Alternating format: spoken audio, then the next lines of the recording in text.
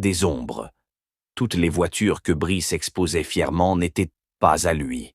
Elles venaient de Dielba Automobile, une agence sérieuse de location et vente de véhicules située au quartier Karpala.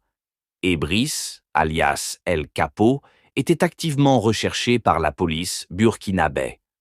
Un voleur élégant, un cerveau du grand banditisme, un homme qui utilisait le charme comme une arme.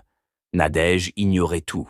Aveuglée par les lumières du confort, elle avançait sur un terrain miné, sans le savoir. Aux environs de 2 heures du matin, sur la route qui longe le boulevard Tensoba, tout a changé. Une patrouille de police arrêta la Mercedes C300. Brice sourit, sûr de lui. Nadège vérifiait ses selfies dans son nouveau téléphone.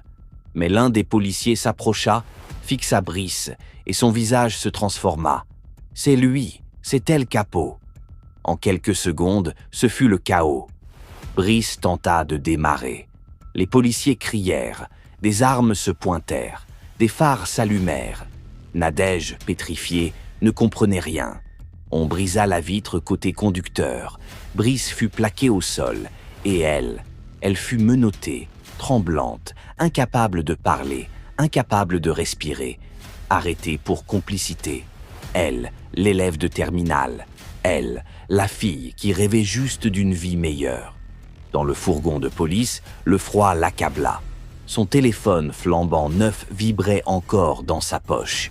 Pour la première fois, elle se demanda « À quel moment ai-je abandonné ma vie pour un rêve qui ne m'appartenait pas ?» Message aux mères. Maman, ce n'est pas parce que vos filles ramènent du poulet, des billets, des cadeaux qu'elles vont bien. L'argent qui arrive sans explication est souvent le début d'un malheur silencieux.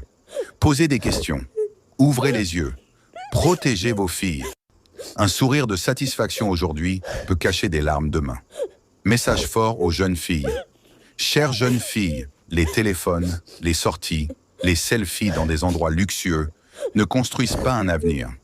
Ils peuvent détruire votre dignité, vous exposer, vous perdre.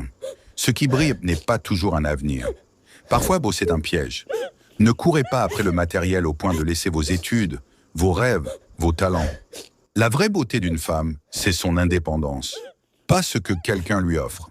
Partage et abonne-toi pour plus d'histoires et surtout pour ne rater aucune de nos publications.